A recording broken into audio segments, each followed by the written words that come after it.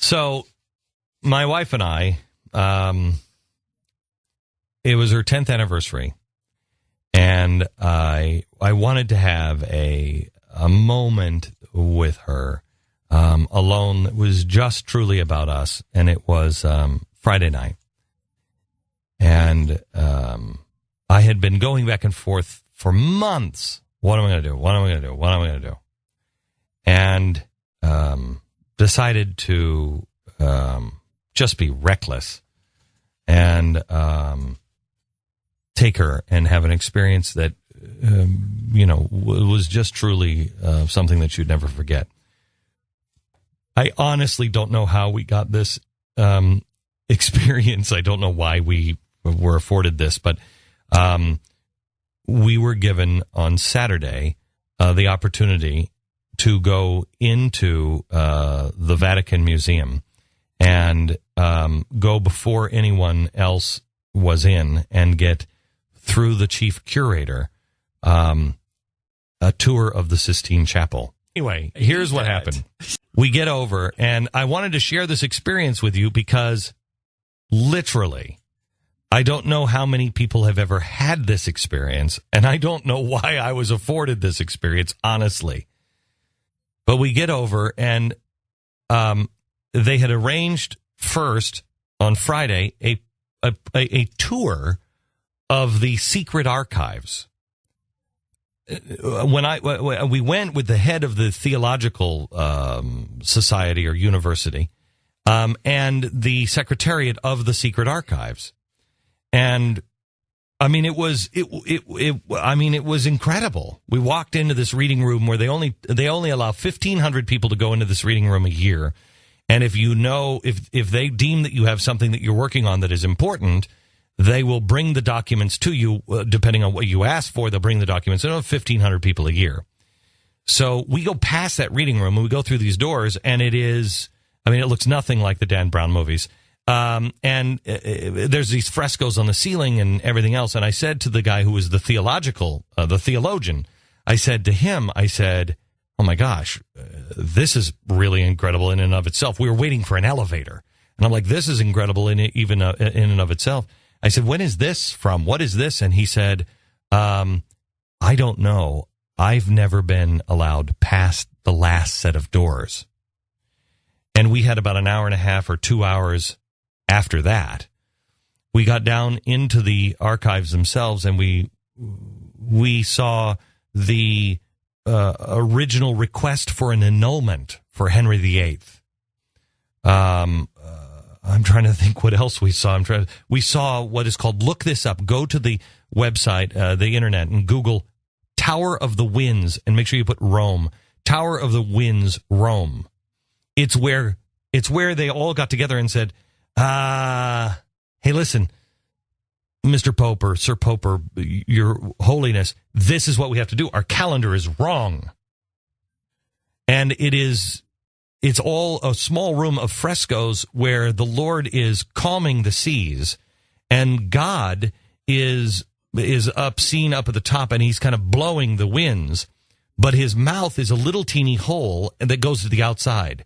And I think it was on March 20th, that lines up with the sun, and it shoots, just like in Indiana Jones. Remember when they needed the staff of Ra or whatever it was? It shoots light down onto the floor in a certain place, and then that light traces patterns on the floor all day, and it shows what the calendar needs to be, 365 and a half days. When we got out of there, when one of the guys who was with us, the theologian, said, we're in the Tower of the Winds? And the other guy said, yes, we are. He said, oh my gosh.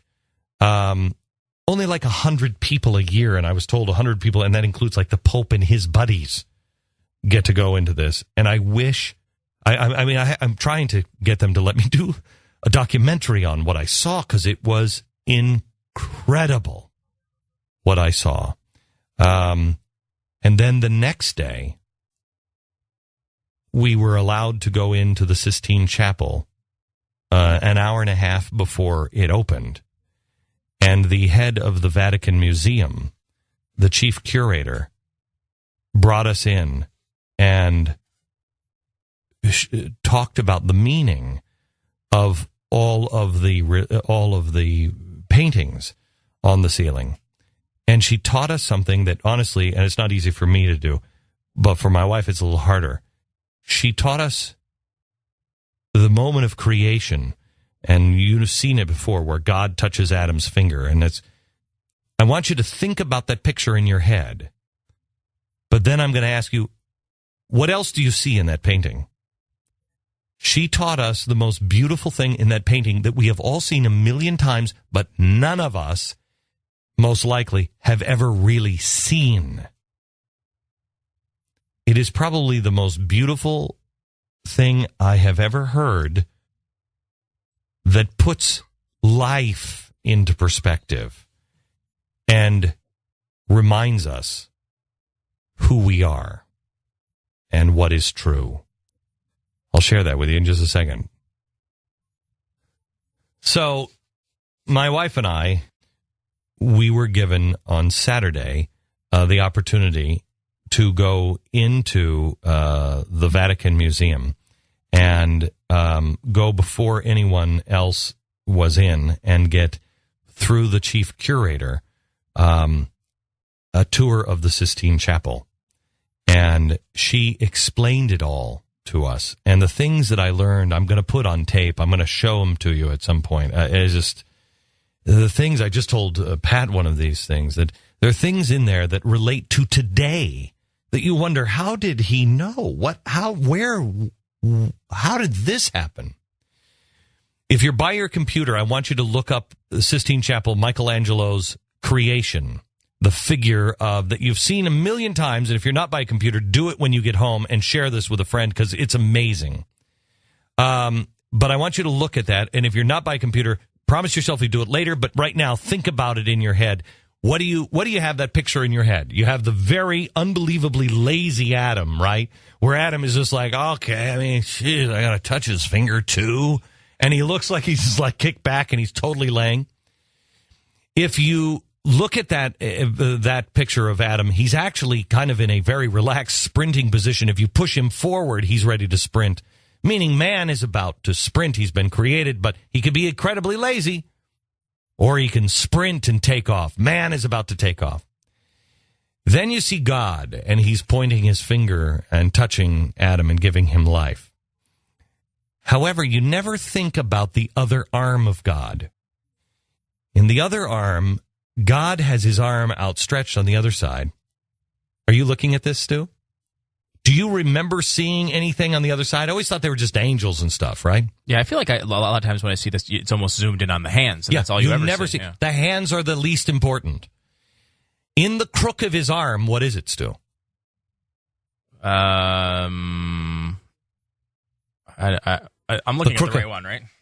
That's the creation. Yeah. In the crook of God's other arm. Yeah. What is it? Another person. Another person. A female. Yes. A young female. Yes. It's Eve.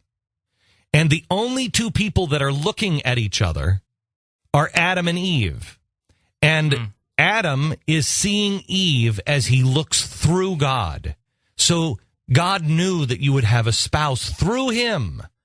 You would have an eternal soulmate. You'd have your spouse. But he also knew that man would sprint, man would make a mistake, man would make mistakes with his spouse. And so you see God's hand resting where? One hand is pushing for creation. The other hand is what? Oh, yeah. It's it looks like it's touching another person. It's a baby. It's a baby, yeah. It's the baby Jesus. Now look at the shape of the cape around God. If you look at the shape of the cape, that red cape around him, now this is new theory of 10 years old. They believe that Michelangelo was painting this cape. It is a cross-section of the human brain. Because God in the scriptures is referred to in Greek as logos, wisdom, knowledge. Okay? Logos. What this painting is saying is God knows all. He knows the future. He knows the past. He knows you're going to make mistakes. He knows you're going to need redemption. And the moment you were created, he had everything for you waiting. All you had to do was get up off your lazy butt He had everything there waiting for you. Alpha and Omega. All of the joys, all of the saving graces, everything. It's all there. You need a question answered. All knowledge is there. I find that to be remarkable. And to have that shared on our anniversary, the idea that you see your spouse through God is so unbelievably powerful. Look the image up of Michelangelo's Sistine Chapel creation and see it for yourself.